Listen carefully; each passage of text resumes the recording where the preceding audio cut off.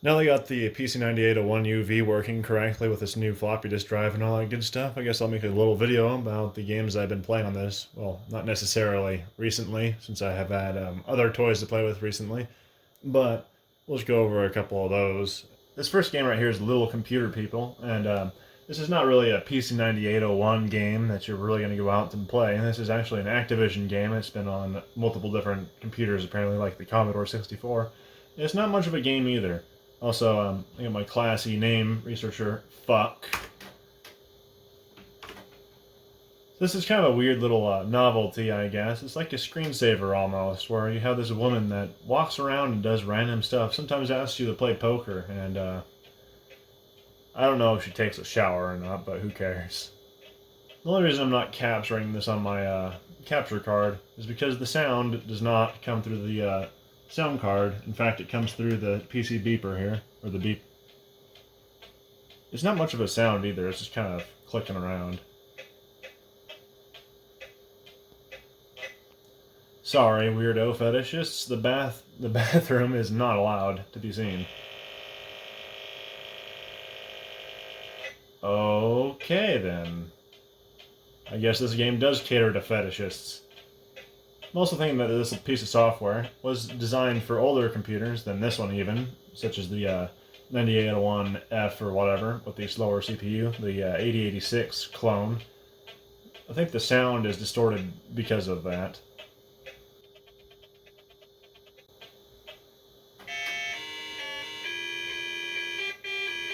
You see what I mean. That's pretty fucking awful.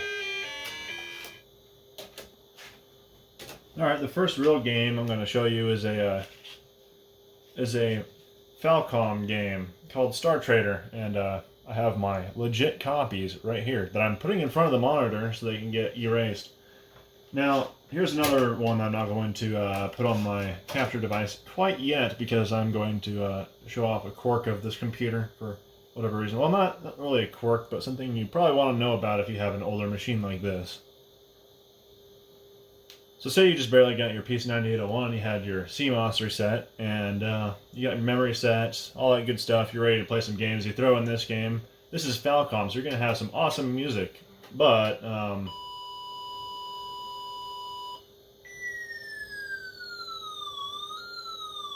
that's not right. That doesn't sound like a 98. So there's another quirk about these older 26K or 26 cards, or just older PC-98 games. These sound cards actually have a BIOS on them that needs to be enabled for some games and disabled for others, but in the case of Star Trader, it uses the BIOS to generate its music. So right now, obviously we're not getting any music because by default that's going to be turned off, so we gotta turn that on. Unfortunately, the DOS switch program does not allow you to do that. So let's restart the computer and go into BASIC. Alright, so now we're in BASIC. We can go to the monitor, yep. We can look at the software switches here. And the one we're going to look at is software switch 4, which has the switch for the expansion ROMs. And that can vary from card to card, but there's one specifically for a soundboard BIOS, which is bit 3. So I think we need to switch it to 8. Yeah, I had to double check my math because I'm stupid. So we go to software switch 4. Want to switch it to 08. That will enable the bit, enabling the sound expansion ROM address range, I guess. But here's the problem with that. Let's look at the software switches. We have it set. But on my computer, I don't know if this is on other computers also, it might be a setting or a jumper that's on my sound card inside the computer, the little small daughter board that has the 980126 sound on there. But BASIC stops working. So we get it to boot up, and you get your how many files prompt, like usual. If we hit enter, it'll tell you the amount of bytes free. You know, it's N88 basic, 86 version 2.0, blah blah blah, but it hard locks. So I'm not sure exactly what the problem is. It's probably a setting on my card, because there is a jumper block, and I don't know what any of those do, and I haven't really tried too hard to look. However, it does make the sound work. So, I mean, that's the last thing that I will set on my computer, apparently. And then after that, everything works. So as long as I don't want to use BASIC, that's fine. Wow, look at that.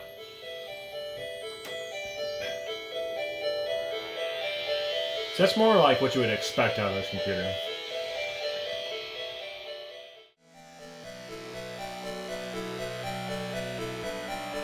And now that I finally got the hardware hoopla out of the way, I can actually do what I wanted to do in this video and talk about a couple games. And the first thing I'm going to do is tell you to stop watching my video and go watch someone else's video. If you haven't heard of Star Trader before, you should probably stop this video and go watch the Basement Brothers video on it in their PC-98 Paradise series, where he does a way better job explaining this game than I will ever do. Also has his own little narrative to go along with it, so it's a pretty fun video to watch. I've seen that one a couple times now. So Star Trader is kind of a weird game. It's like a mashup between a side-scrolling shooter and maybe a visual novel slash adventure RPG type game. It's very strange. Like most PC-98 games, this one is not translated. And how I'd usually play games like these is I have my capture device and I have this universal translator program that will take a screenshot of my window and then, you know, send it off to like Google Translate and get it kind of like translated out. However, this is one of the games, the earlier PC-98 games, where every other line is skipped, and that doesn't go very well with that. In fact, it can't translate hardly anything. So in order to play this game, you're going to have to pick up your phone and point it at the screen and, you know, take a picture of it and then send it off. So it's kind of a pain in the ass.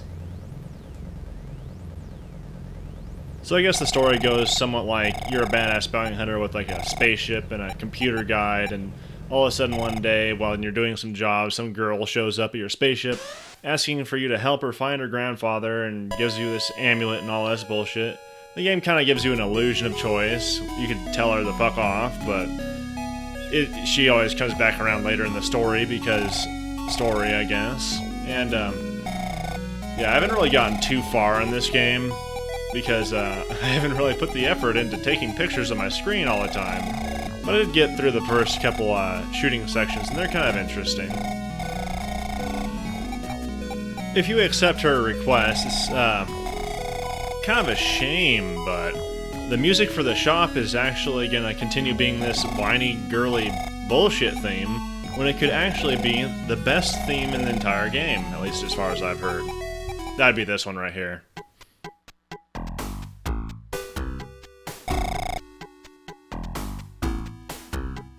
Now that is a theme I would shop to.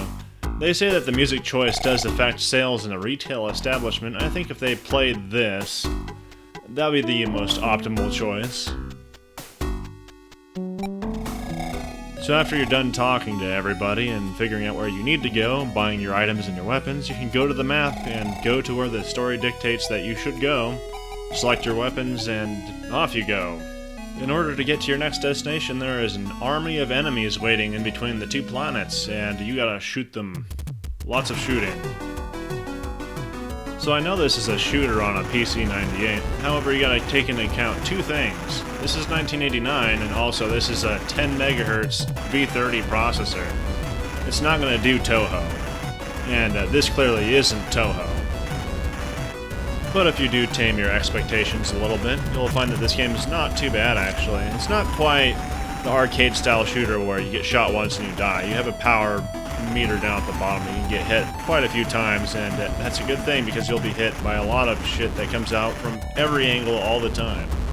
It's actually a pretty hard game, although I have had pretty good luck with the default weapon so far. Every time I try to go into the photon or the laser, I usually get my shit pushed in, but yeah, just stick with the regular machine gun. Also, I forgot that you do have a missile here.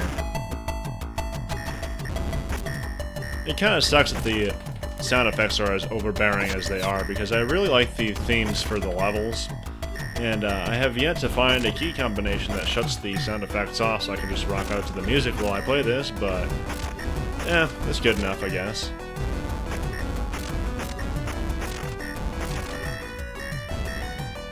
Like most good shooters, I guess, each level has its own set pieces to kind of set each other apart from each other, I guess. This one has this this planet in the background, and you're hovering across the moon, shooting down these laser turrets and missile packs, unleashing missiles upon you and all that good stuff.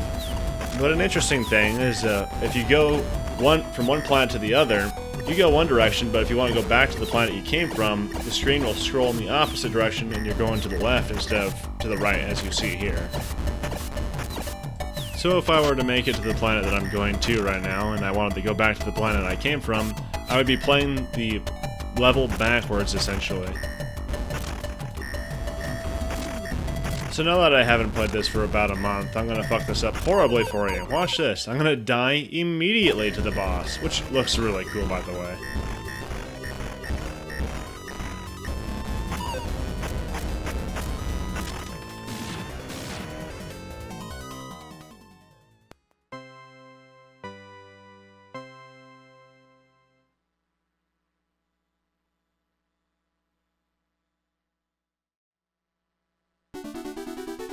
Now obviously this is not the best computer to be playing Puyo Puyo on, it's a little bit too slow, however it's kind of interesting how well it actually does. It kind of points out one difference between Western computers like IBM PC compatibles and the PC-98s is just how long the hardware is supported. This computer, this specific model, came out in 1986. Now if you bought a PC compatible in 1986, you'd probably end up getting a Turbo XT. And in the year of 1993, you're probably not going to be playing many games that are coming out right then on a Turbo XT without it being almost unplayable. At least in my limited experience in PC-98 games, they target more of the lower end hardware to kind of get that maximum compatibility. Also, one of the things I wanted to show right here, the score is kind of freaking out there. And it only happens when the text is being written to the upper right-hand box. So, what I'm thinking is going on here is that this computer has two video processors, one for graphics, one for text, and they can both be displayed at the same time. The text will be overlaid on top of the graphics. So, also the text mode has set characters in 8 colors, while the graphics can do basically 16 colors and do whatever the fuck it wants. But the text mode graphics processor also has memory for what's called gaiji, and that means external characters. So the programs can write to this memory to give the text mode custom characters to write to the screen, and that can also be used as graphics, such as the Junk Puyo in this demonstration, or this game entirely. So I guess what's happening here is that the text on the upper right-hand side is gaiji, and when it's being updated and more characters are being put into text, it's corrupting all the other gaiji that are on the screen currently, such as the Junk Puyo and the score there. So it's kind of an interesting effect. And if I'm completely and absolutely wrong about that, I guess I can just chalk it up to compile being compile and doing compile things on the PC-98, and it, for some reason, not working on my computer. Besides that, it's just Puyo Puyo, except it probably doesn't run as fast as it should, obviously, with the V30 processor. I'm clearly not very good at this game, so I'm going to show you my one kind of cool little combo here, even though I had the game very, very fucking slow for me to set this up, because my brain doesn't have the power to do this at actual full speed if I was to play this on a faster computer.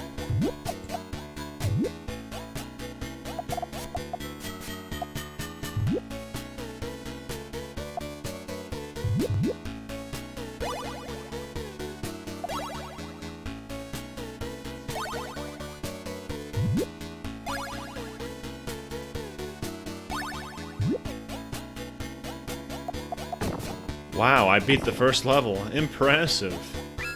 Unfortunately, I think the timer still keeps track of time in real time, regardless of the game speed, so you're probably not going to get any bonus when you're playing on this computer.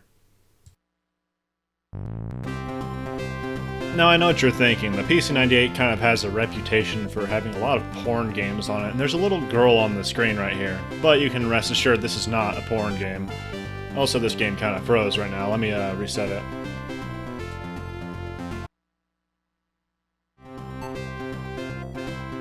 Computer jokes aside, this is a very fun game. This is kind of like a top-down puzzle game in the vein of Lolo, I guess. So the object of the game is to get the keys and then get to the door. You have to get all the keys before you can go to the door, somewhat like Lolo, except in that game you have to pick up these boxes with the hearts on them. and then that will open the treasure chest. You get the treasure inside, all the enemies disappear, and then you go to the door.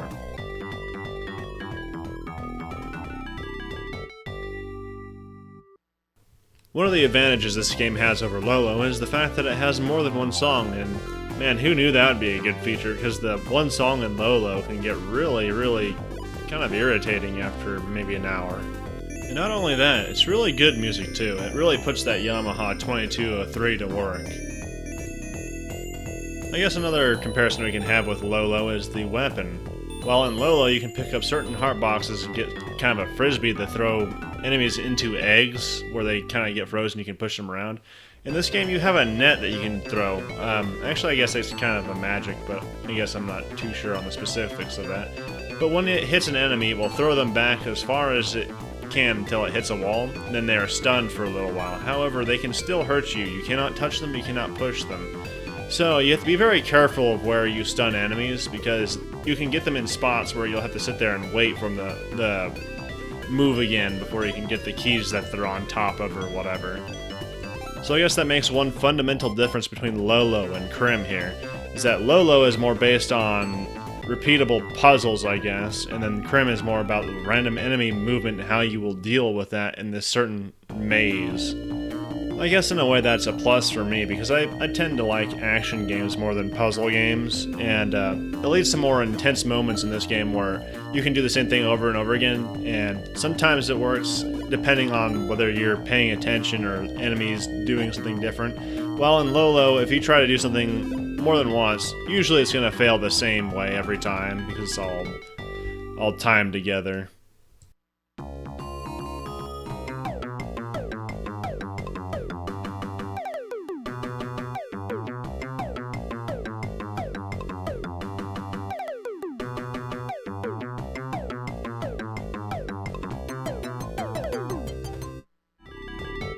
But going off the same train of thought, I guess there are situations in this game where the enemies will do the most assholic things possible, and making your level unbeatable, but that's just kind of how it goes with these kinds of games. I still like it a lot.